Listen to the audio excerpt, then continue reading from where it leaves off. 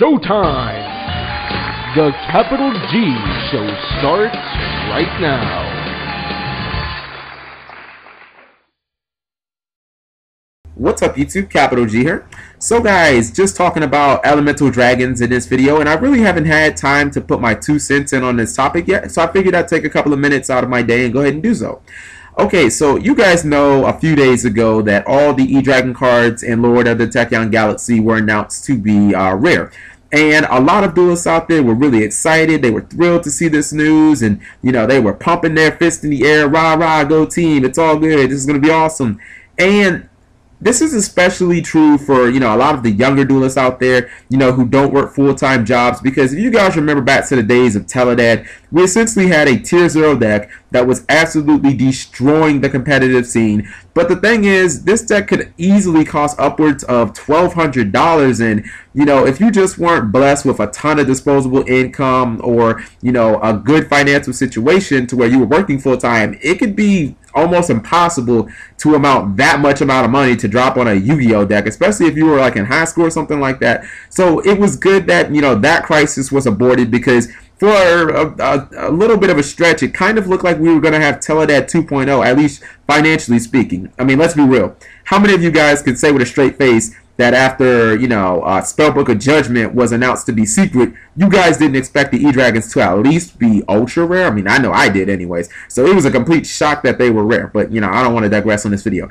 Anyways, the thing that is interesting is, you know, I think that some people are being a little delusional about the, you know, the situation with the E-Dragon deck. And I say that simply because I don't want to be the bearer of bad news or rain on anybody's parade. But, you know, while the main deck will be significantly cheaper, because, I mean, this is the oddest rarities that I've ever seen Kunabi done. I mean, everything about these cards just shouted, you know, rarity bump us to secret rare. You still have to look at beyond the main deck. I mean, you know, the odd and ironic thing about this deck is it could actually do something that has pretty much been unprecedented in Yu-Gi-Oh! You know, Elemental Dragons could be the first TCG deck ever to eclipse $500 just for the extra deck. And just look at some of the cards. I mean, all right, so, you know, most versions run Black Rose Dragon. That's about a $15 card. You know, you're going to need at least 2 copies of Big Eye. Big Eye's running about 90 bucks right now, so that's another $180. And the real kick in the nuts is Dragosack is a secret rare. I don't understand how that card is going to be under $90 when not only Elemental Dragon players are going to be playing it, but Dragosack is just an amazing card in general. I mean, to me, it seems like Big Eye. It seems like if you can summon any rank 7s, you should at least be running one copy in this, one copy of this guy in your deck for any deck. I mean, so I see this guy probably being about the same price as Big Eye. So let's say that Dragosack is $90. That's another $270.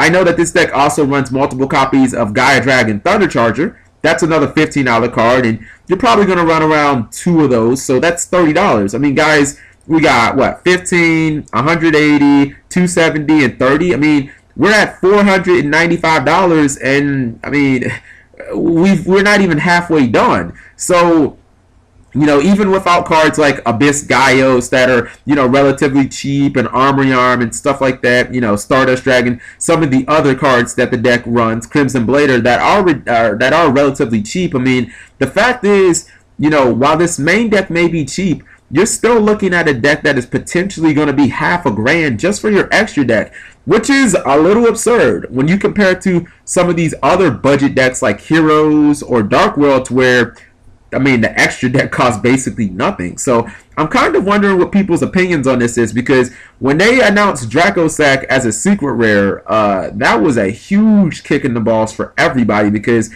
you know, every single version that I've seen runs 3 of these guys, because it's your out for, you know, things like Imperial Iron Wall and Macro Cosmos and all those other cards that just can give this deck, you know, some temporary problems. So let me know what you guys think.